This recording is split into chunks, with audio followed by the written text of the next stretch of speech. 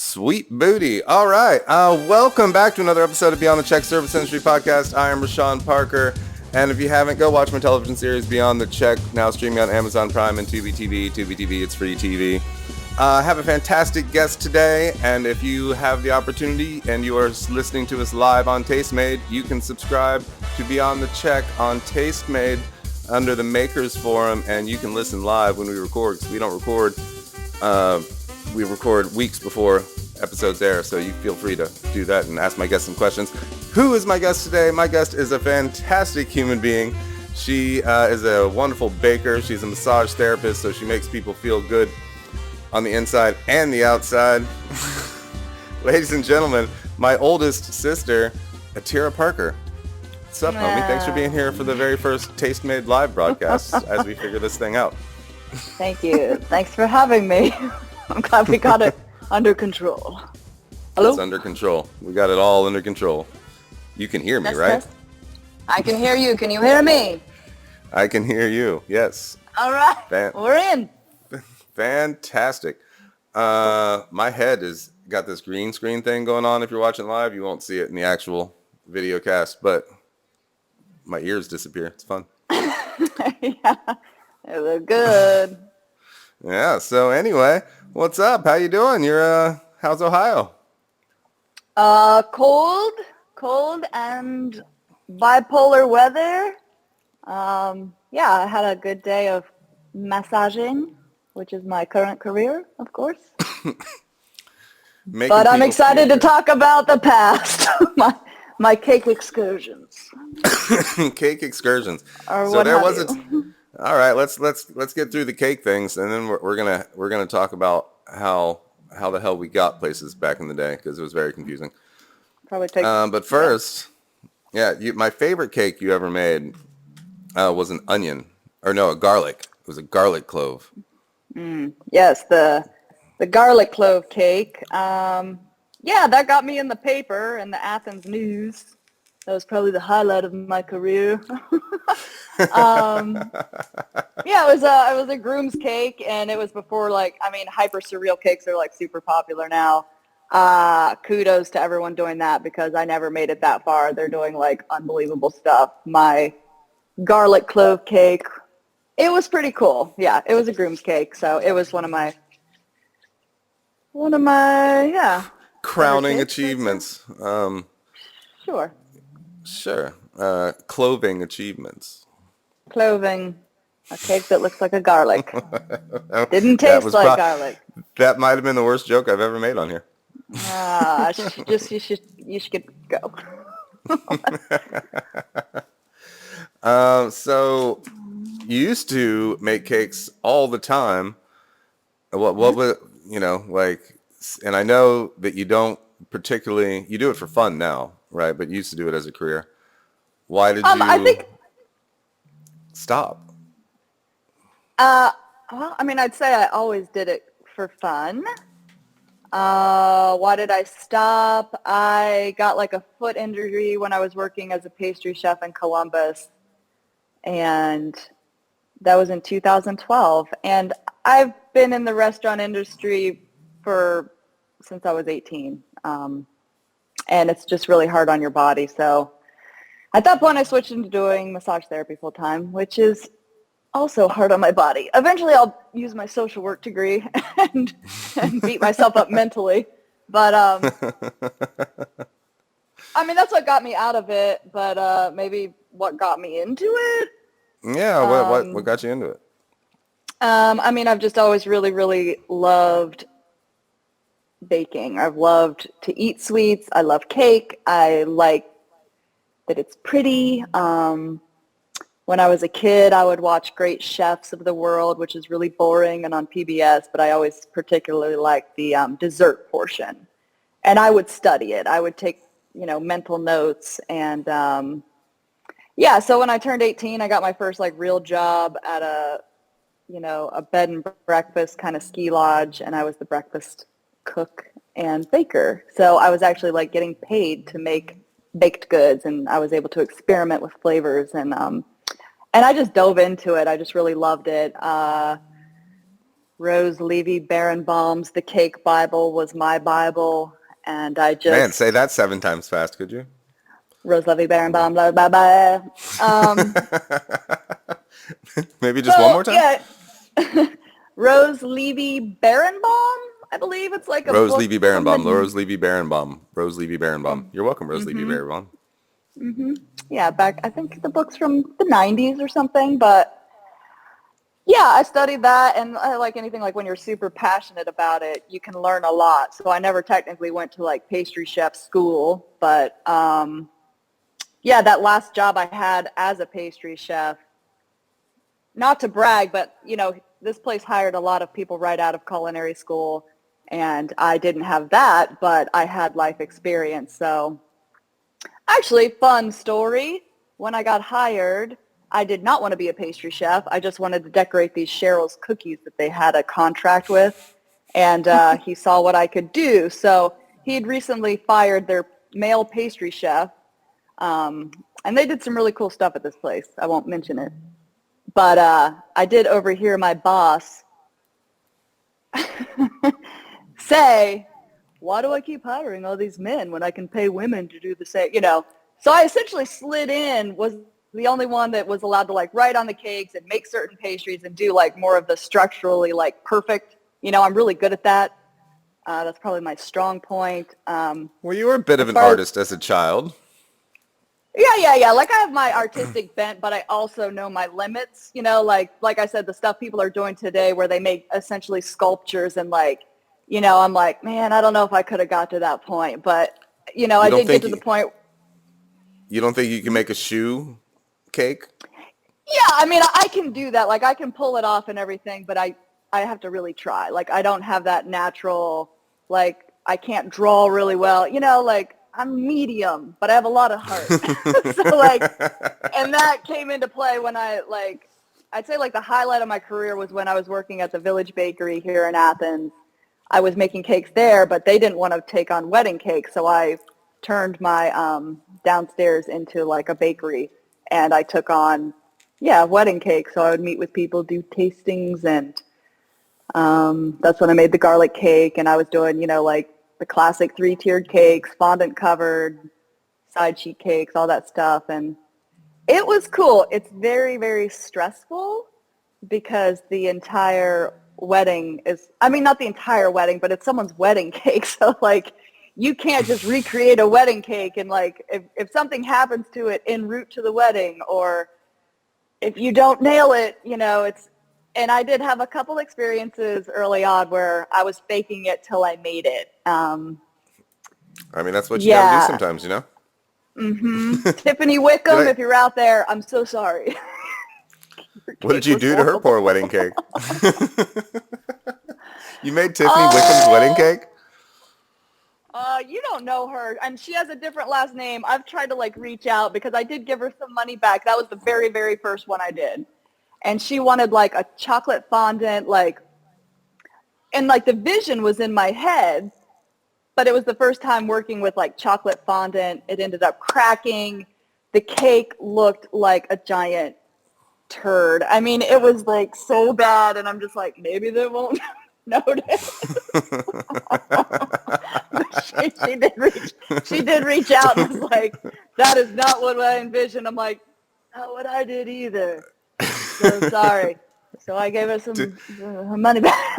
I should have given her all her money back, but I was a meathead too. I was like, I still made it. If it was me today, I would have totally refunded her money. But beyond that, I made I a mean, lot of she's still brides. friends on Facebook, right? So, I mean, you always reach out and be like, hey, you No, want that 20 bucks I've back? tried to find her. She has a different last name, but so that was a low point, and then the high points were, I did some good work. I've got pictures on my Facebook page just from, I didn't do it for very long, maybe like 2 years or something like that.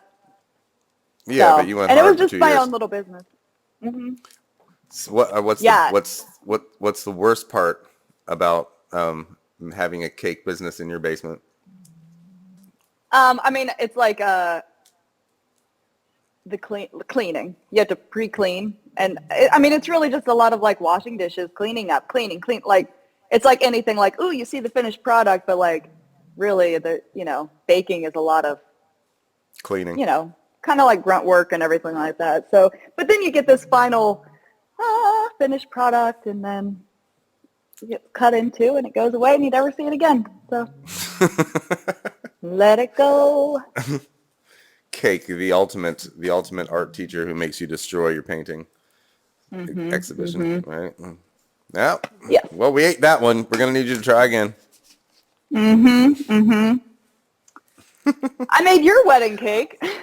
Actually, I think did? yours was the first fondant I messed with, and I was so pleased because it just gives it such a lovely, it just makes it look professional. And yeah, No, your my cake cake was was the real first. pretty. Yeah, it was my first. It was attempt, red velvet, so so when you cut into it, it looked like blood. It was kind of creepy like that, but yeah, it was cool. nice cake. Yeah, It was delicious. good. Yeah, that's the most That fun wedding thing. that marriage didn't last, but that we kept that topper for at least a year. Well, I made my own wedding cake, and it didn't last either. I have not fallen. Is Tiffany Wickham still married? I don't know. Maybe I'm cursed, the curse maker. Is anybody still married that you made a wedding cake for? I think so. Yeah, I'd hope so. I hope so. You're not, I don't know. That's not why you stopped. Yeah. I'd have to look in my files and find them and stalk them and see what's happening in their lives. I'm just checking. I'm thinking about going back into the wedding cake business. And I just want to make sure that I'm not cursed beforehand. So, are you guys still married? Maybe you're getting married again, round 2. I don't know. Give it a second go. Get back to me in 5 years. Let me know if it's working out. Yeah. Yeah, so now I just do I'm the go-to baker for family events and everything like that. But. You can cook too, though. Oh yeah, I'm really I used to be I'm not. You're the only person I trust in the family to make me dinner. So. Oh yeah, I studied savory cooking, and I actually, when I worked at Elk River Touring Center, I was a sous chef under a great chef, Alan Dutchess, and that was really my learning ground. Working there just gave me a lot of life experience and all that. So working as his sous chef, and eventually when he would want the night off, I had an opportunity to actually be the head chef. So I would man the grill and have ribeyes piled up to here. I'm working the sauce station, and I had a sous chef. Oh, you had a sous chef. Yeah, I had because I stepped up and I would fill in for him. They allowed me to do that. So that was I was the chef for the night. So. Fancy. And I do have a little story about that was kind of funny. Because I also served at that place. So I'd chef one night, and then I'd be the server the next night. And I remember I had a table, and, I don't know if I was fishing for compliments, but I'm like, oh, you guys ate in here last night? How was everything? And then I was like, the pork chop was a little dry. I'm like, I'll let them know in the back. Maybe I won't take credit for that. I sound like a real shithead. But I was so young and ambitious. My head was woo, I'm got to be the chef. So fancy. I think I did pretty well, outside of that. But outside of that one pork chop, you did just fine, huh? Yeah. I like to be self-deprecating, I suppose.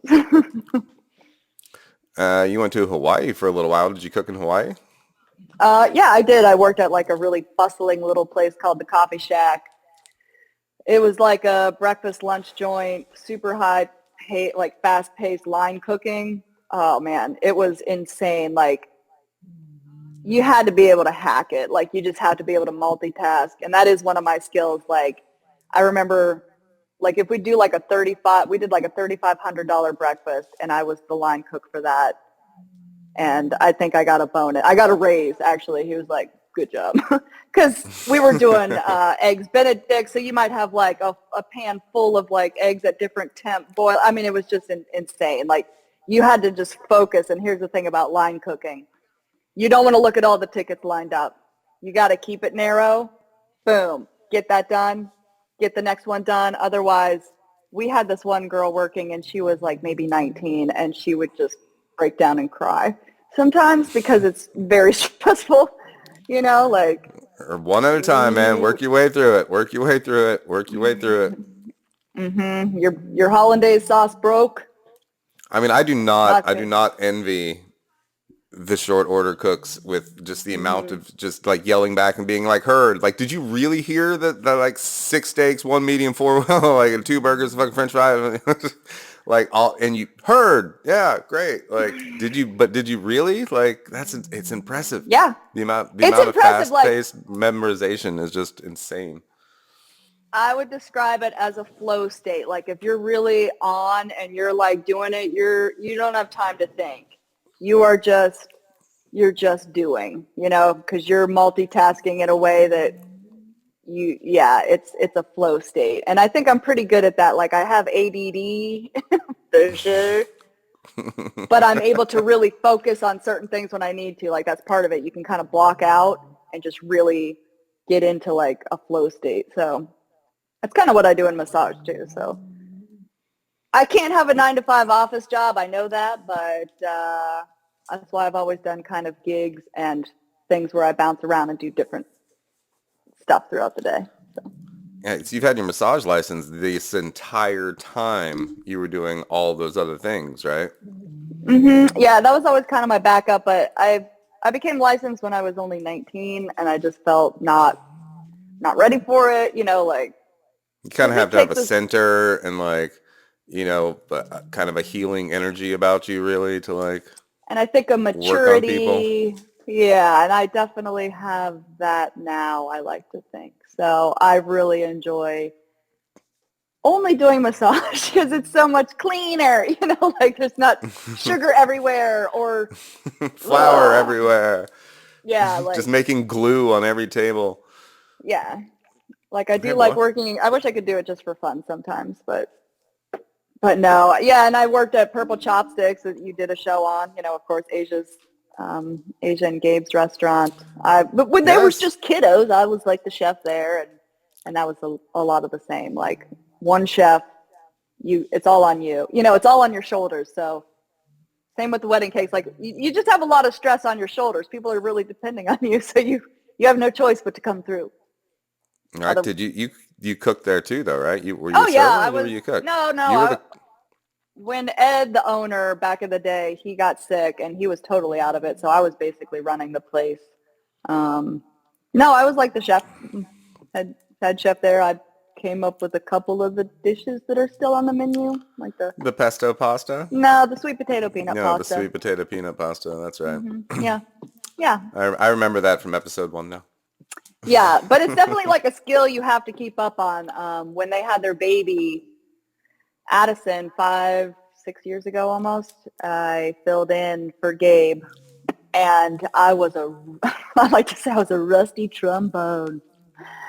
Rusty! And there's only like 12 dishes on the menu too. Yeah, but everything is made to order. Oh, you saw my PJs. Everything's made to order and made individually in its own pan. I mean, it's kind of ridiculous. Nothing's like pre-made, so it's like. Right. And it's all like, I've thrown some pans. All right. I've had a breakdown, and I do recall one night just like, mother, I can't. But I think anyone who's worked in the restaurant industry, I've done a lot of serving. Anyone who hasn't broken down isn't really, I don't know, maybe they're more together, but it can be very stressful. Oh, I think I only ever had one major meltdown when waiting tables, and that was at the Buxton Inn. Okay. And this, the old Victorian restaurant in Granville, and they had dining rooms all over the building, right? So there's like the garden room, the green room, the like Victorian room, the main dining room, the fucking yellow room, like, and I don't know what had happened, but nobody came to work that day.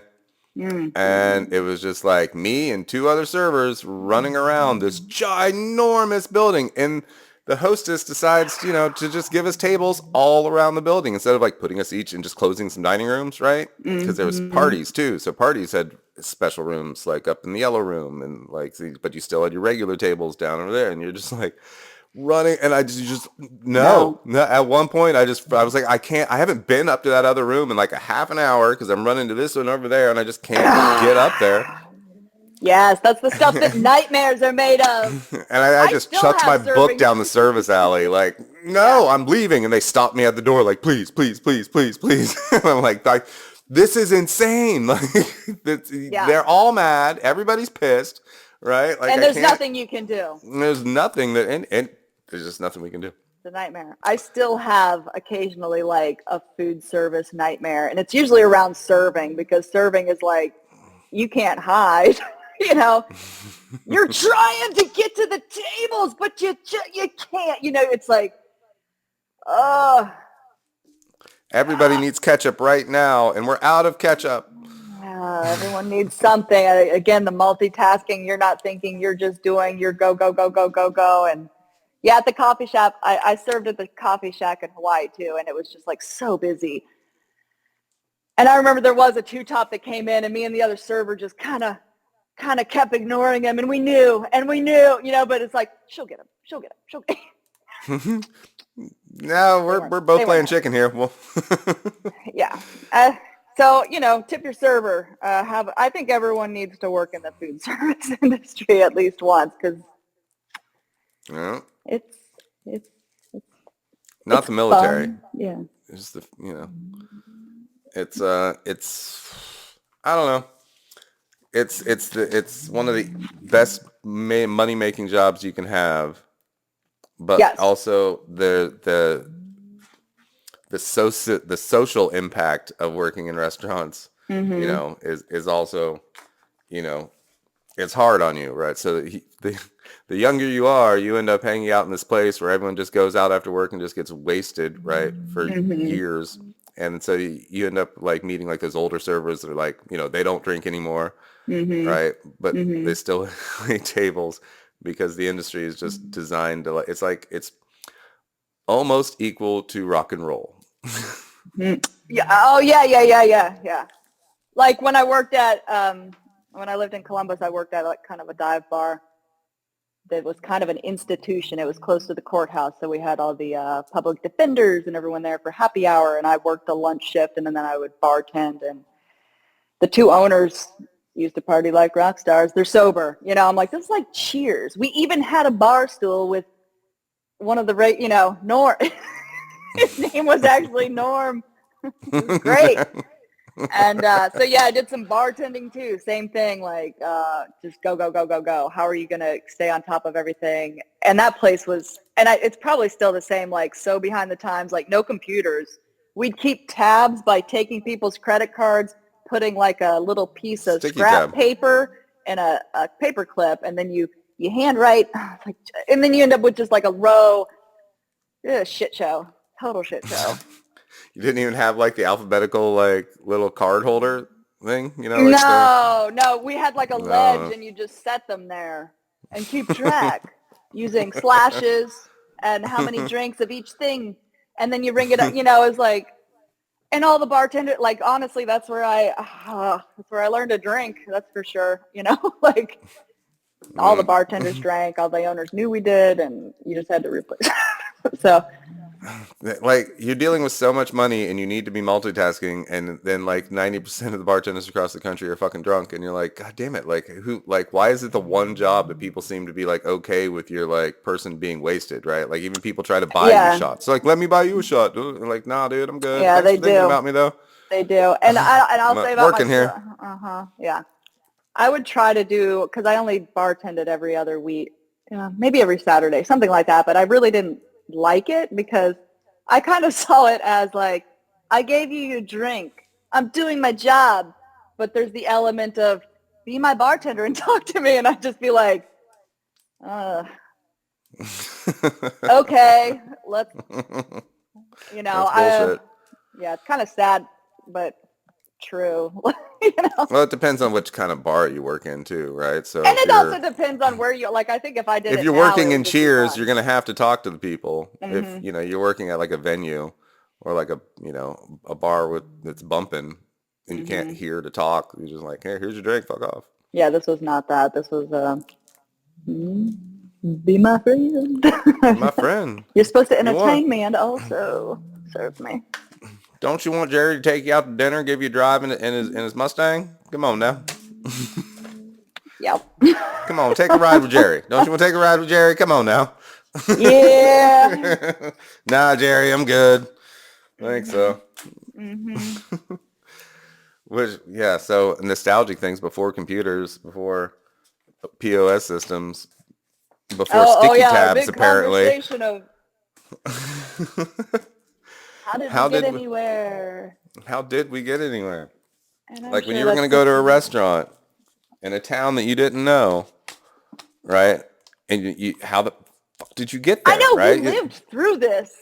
Like I I know know it I should did. be in my brain. Like it just you had to. You didn't have Google Maps, but like we're You so didn't even have dependent on MapQuest it. yet, right? Like No, before the you had a internet. freaking atlas in the car, like a map. But like, What? do you remember if the yellow pages had like a map with like, I mean, No, I guess you they had the addresses, right? Like yeah, in the you yellow had the pages. address, but like you'd have to know But your like, how did you town. get to that street? Like, I have no idea. did I you call the don't operator, know. right? Like I don't how know. did we just had to ask somebody, right? You just, Yeah, you had I to mean, like ask for directions. You had to like, oh, and this was the other thing that I was like, how oh did, yeah, that's how people got to your house. Everyone had, you had to know how to tell people to get to your house. You had to know the directions to give people from wherever they are how to get to your house. And I think, well, there weren't websites for places. I don't no. know. What did you call and be like, can you tell me how to get there? Yeah, you did. You literally did that. You would call your friend and you'd be like, "Hey, I'm coming to Colorado, I need right? directions. I I need need directions directions. to your house from the airport, right?" And so they'd have to like visualize Yeah. like how to get to their house from the airport. Like, all right, so you're gonna take the left out onto, well, I don't remember the name of the road, but you're gonna see like there's gonna be like a gas station. There's gonna be a BP on one side, and there wasn't even BP back then. It was Shell. There's gonna be a Shell station on your left, so it makes you go that way. You're gonna go Yeah, about this 4 miles. it came up just the other day. We like bought a sofa and we're giving the place he wanted directions for when it gets delivered to the house and we're like, what do you mean give me directions? Don't they just Google map it? And he's like, well, but I have to put in the directions. We're like, okay, so coming off of 50 and it's like I don't know how to tell people to get I don't know any of my roads.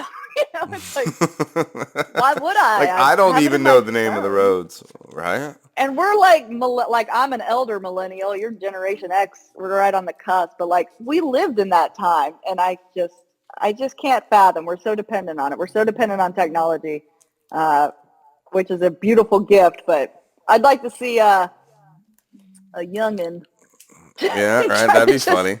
let me give you directions, sweetie. A Back to the Future movie where a kid just has to like try to get to Walmart. Right. but like in, well, there wasn't a Walmart, to the Woolworths. Head Boys got to get east. to the Woolworths back in 1982. Go. So you're heading south on what? Am I? Am I? And you're going to take a ride on 62nd Street. You can go about 3 blocks until you see the blue house. Yeah, there's going to be a blue house before that, but you want to turn right at the third blue house. Yeah. I think this is it. Then you're going to take that all the way down. It's going to be a roundabout. You're going to take the second exit on the roundabout. Don't get confused by that because that's going to fuck up the entire rest of this journey. Yeah. I do think it's important though that like we keep those memories alive. Like seriously, like what was it like to have a landline? You had to have one phone. Someone called your house and asked for you. You had to call other people and ask for them. Mm-hmm. And if they weren't home, A busy a signal. there wasn't an answering machine. There wasn't call waiting. You couldn't, like Yeah, the line was busy. The line was busy, and you just had to wait and keep calling and see if it rang. right. Maybe it's off the hook. Oh my God, what if their phone's Yeah. off the hook? You'll never reach them. They don't know their phone's off the hook. Run over to their house and tell them their phone's off the hook. Right? Or if you really didn't want to be bothered, you literally just took the phone off the hook. But then eventually you do hear that Receiver as off. just that super annoying, like, Yeah, like even when I lived in my first house, like when I was 18, like I'm like, yeah, we had a landline and, caller ID was huge. At least then you knew who was oh calling. yeah. You picked up the phone blind when we were children, like, oh God. Who could be calling? You got excited. You're like, who could be on the other end? Right. You just never Yeah, knew. you never knew. No. Now you know if it's spam or not. Hopefully. Yeah. That was Most likely exciting though. it's my mom calling me. Or waiting on mail. Do you remember waiting on mail? Just like with the Oh, yeah. anticipation that like, oh, I ordered this thing and Mm-hmm. it could be here anywhere between 2 days from now or 2 weeks from now. Well, yeah, because And there I'm was going no to way to check the look it up. mailbox every day just Mm-hmm. to see. And I'm going to be disappointed on all of those days. But on that day it arrives, it's like Christmas. You couldn't track a It's it. package. I still wait on packages, but now I can track them. Right? Right. Like, I don't think you even could, like, you couldn't even, like, call UPS and be like, hey, do you know where my package is, like, back in the day? They're like, that's somewhere. On the way, we assume. We didn't get the Seat letter. belts were optional. Smoking was Seatbelts were optional. encouraged. You could smoke Smoking in a was restaurant. encouraged. When my Smoking first or job none. at Bob Evans, there was a smoking section. I'm like, what? That's so weird. Oh, I think every restaurant I worked at Yes, up in, you will never hear smoking or non. Like all those like little which never made things. any sense. Right? Like, It's not like I can't smell it on the other side of the restaurant. Like the smoke somehow is just not wafting from over there. It all just magically stays in the smoking section. yeah, Good that's the smoke. best. Is like Stay smoke. Stay. you're Good gonna sit smoke. here and smoke, not smoke. Like okay, yeah. At Bob Evans, we had the two holes. That's what they called it, the hole smoking section, which was right next to the non-smoking. Whatever. Yeah, yeah. It was a Yeah. different time. It was a different time. Right? Airports. I remember because I still smoked like when airports started taking out all their smoking sections, and there was like one airport in Dallas or something Mm-hmm. where like they had like this big glass room and it was like a smoking At least they had like, that. Now, like, I remember I visited Dad and I was in the airport. Not that I'm a smoker, but I did smoke. And I had to, like, leave the airport, recheck it. Like, you had to completely leave the premises. right? Like the world just made smoking just not worth it. So Yeah. thanks. Well, probably for the better, but. I mean, you could smoke in jail. Cigarettes were like, literally currency in jail, right? Or, I mean, people would smoke in the car with the windows up. It's no big deal. yeah, it never made sense to me. Crack your window. Gross. No. Car seat? No. No. Car seat? No. Bouncing on the front seat as we drive? Yes.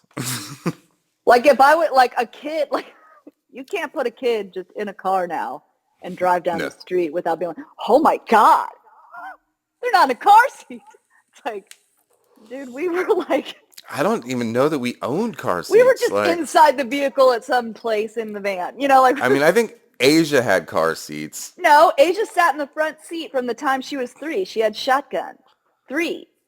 And I sat in the back in a car seat like a weirdo because I liked the way it felt. Like, remember, it was like, but I wouldn't like get in it. I'd sit on top of it with my legs over the bar of the car seat because it was like an old car seat. And I'd just like sit in it like my little bucket. I was in the car seat. Asia had shotgun. We were just floating around in the van. What? Yeah, I mean, I remember just riding in the backpack of the van, right? Like just Yeah, the backpack. not even in a seat, just like in the backpack. Yeah, that's what we called it too, right? The backpack. Yeah, the backpack. The backpack.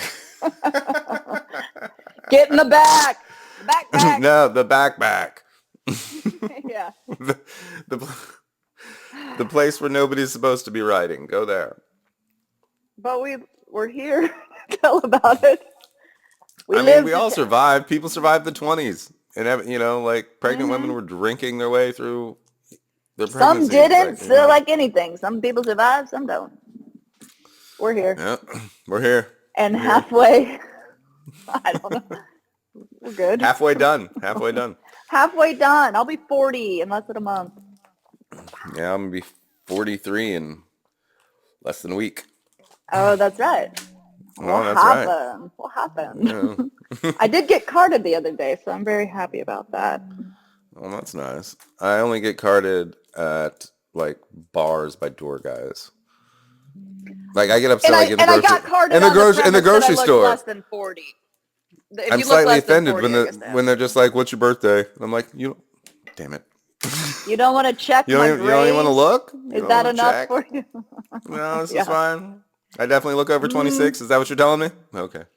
Yeah, this was 40. I was like, thank you guys. And they're like, well, you don't look like you're like 40. And I'm like, I got a month and I love you.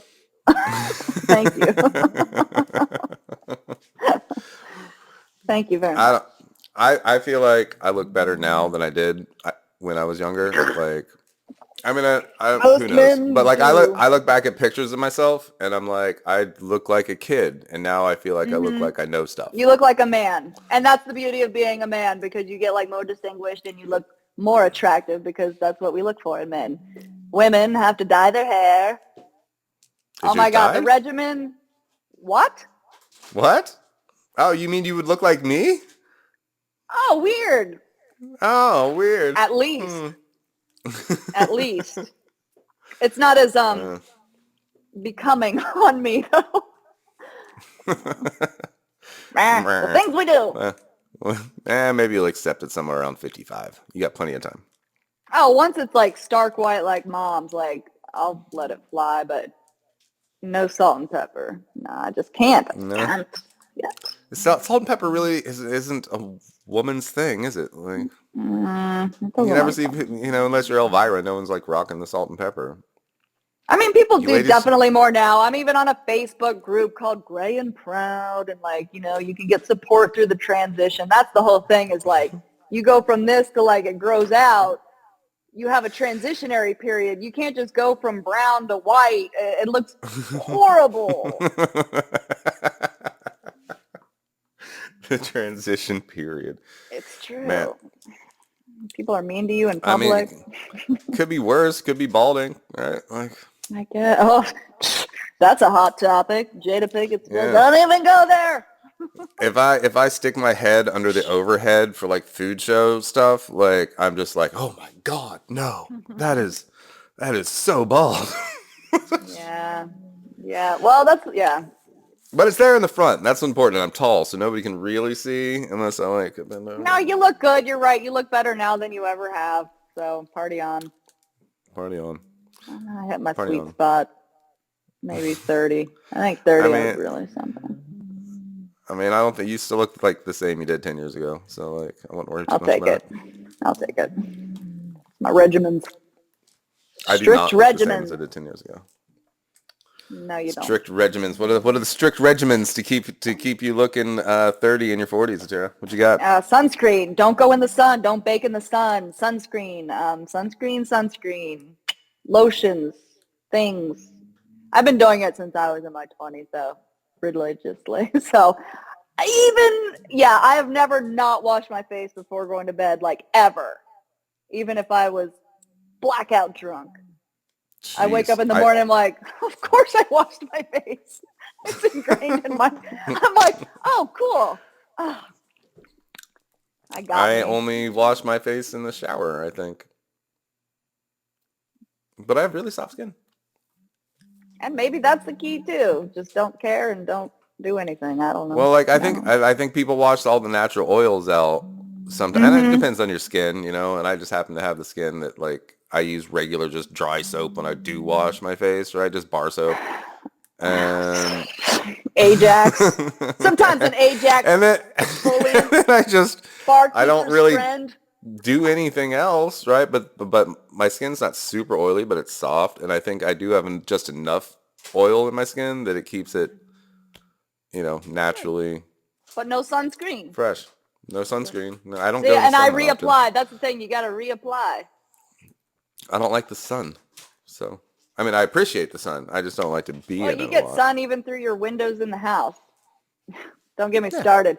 If you don't need headlights, you need to be wearing sunscreen. If you don't need to have your headlights on, you should be wearing sunscreen. For If you real? want to maintain a perfect, whatever. Keep the skin from going wrinkles, That's right. saggings, sunscreen, huh?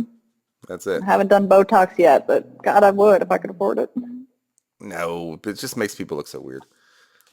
Like Oh yeah, that I get fillers are so like, upset with oh. celebrities that are just like, you were so pretty and natural and pretty looking, and Yep. now And you now look what like a happened? weird fake doll thing that I That's just why I'd like to check in on like the Kardashians every couple years just to see like how weird they it's like what? you just look more and more like Michael Jackson every day. Yeah. I think Weird. yeah. Ugh. Too Fair. much. Too much. Natural beauty. Natural beauty. Like I haven't looked at Susan Sarandon lately, but I feel like she's all she does Oh, she good. she's pretty natural beauty. Michelle Yeah. Pfeiffer. I just saw a thing with her Adobe makeup. There's But I'm a sure they little have work done. just subtle work, so you It's can't not all tell. natural. My favorite was Salma Hayek. Everyone was giving her praise because she took a picture of her like grays coming in that she's not dying, and it was just like like one strand of gray. Like you're so brave. I'm like, I mean, cool, but is it that brave? I mean, At the end of the day, it's just hair, right? yeah, you got like, is that all you're going gray? I was going gray at 16. I found my first gray. So, Really? uh-huh. Jeez, I don't think I found mine until I was like in my 30s. Well, no, that's probably 28. Probably 28. Yeah, I mean, it I do wasn't noticeable till my 30s. on my 30th birthday was the first time I ever found a hair growing out of my ear though. That was exciting. Mm-hmm. Mm. It's like, Oh, oh no, I am 30. There's hair it growing out of my doesn't ears. stop. And you never feel different. You'll never, here's the thing, because I've worked with like a lot of older people in the aging community and stuff like that. Like, we don't live long enough, or maybe even if you live forever, you never feel old on the inside. Like, you still feel the same on the inside. Yep. And so it's like very shocking for Alzheimer's patients. They don't like to let them see themselves in the mirror because they don't recognize themselves. Like, you'd God, that'd be forget so and you'd be freaky. like, what the fuck? Who the fuck? Hold on. What Who happened is in the it? last 40 years? Is that me? That can't be me. Mm-hmm. Yeah. So even when you're 90, you're going to be like, I don't know, man. I feel the same on the inside. I'm just living inside this body. That's just Yeah. getting older. With a little less energy. Good thing about being middle-aged, like according to some of my clients, I'm just a kiddo. But then when you go uptown with the college kids, you're old as fuck. You're like, Right? I feel oh, that you're way. old. And it's like, oh, I am. You're a baby. Like when I'm around like even like some of my friends that are just like 5 to 10 years younger than me, I feel like their same age, and I'm very childlike, and I'm fun, and like I'm goofy, and like Mm-hmm. like, and I feel like I'm just a kid just trying to make people smile all the time. Mm-hmm. But then like yeah, you walk into a bar of like 20 somethings, and you're just like, oh my god. I do not want to be around any of this. What is that conversation? Oh no, I don't know. No. So And I will now, say this, like that, and I don't know why we're being so vain about looks and things like that, but like there's just stuff I think about, like maybe it's like when you're in college, you're so young that you just don't care what you look like. You're like, mm. I think the yeah, sweet spot, and like with women, I've noticed too, like I think that all my friends now are more beautiful than they were when we were in our 20s, like, because you learn to take yeah, care that's of yourself nice. and you learn to take pride in how to dress, and like you put more effort, maybe because you're getting, or whatever, like you grow into your skin, and like, yeah. And even like, I love like seeing an older lady, and I hope to be that, like, just to take some pride in your, appearance, because it goes a long way. It really does affect how people perceive you and first impressions and all of that stuff. Even if you don't want it to be important, it just is human nature. So Meow. I did mom's makeup the other day. That was fun. Really? Just a little color. I don't think Yeah. I've ever seen mom with makeup on. I started painting her toenails for her like a couple years ago, and now I do her nails for her. She likes to have her little toenails painted. So, Oh, that's cute. yep. Nice. What are you making for dinner tonight? Nothing. Ooh, tough. Nothing. Poor Dealer's Rich. choice. Rich is at a movie. He might pick Oh, up boy. something, or I'll just eat leftover sausage in the fridge. I don't know.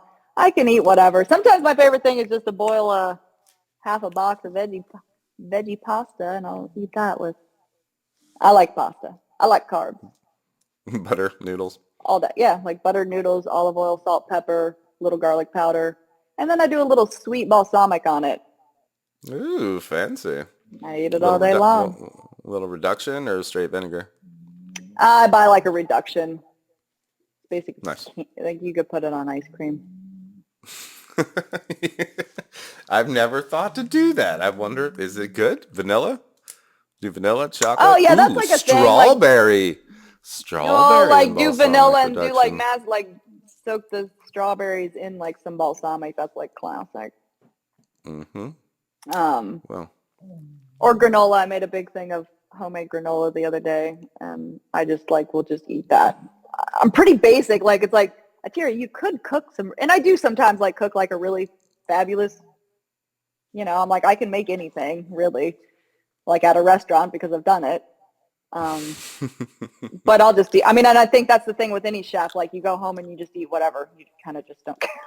Like calories in.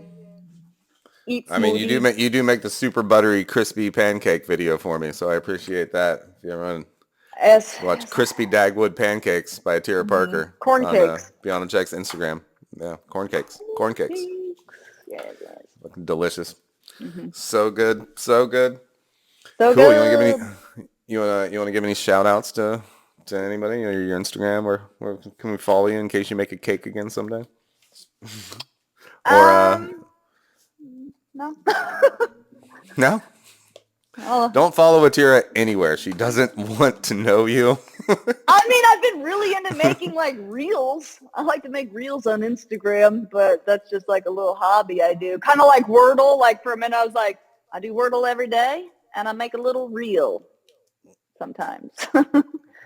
Cute. But no, like, I don't know. I'm good. I'm not taking any new clients for massage. I'm just like trucking along. Awesome. Living the dream. Living the Nothing dream. to promote With though, the dogs, but with the beagles. We didn't even talk about the beagles, but nah, dog mom. Dog mom. Oh, there they are. There he is. There's Ralph. There's Ralphie. He's never not by my side. So. Bones is literally laying on a desk. Boom. I don't know, the green screen's not gonna let you see him, but yeah, he's just chilling. Well, give them my love. Will do.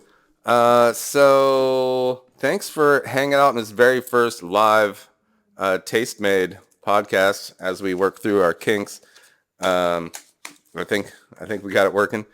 So yeah, guys, if you want to listen and ask questions on the next live podcast, go follow me at Beyond the Check on Taste Made. Go to Taste Made, go to the makers, find Beyond the Check.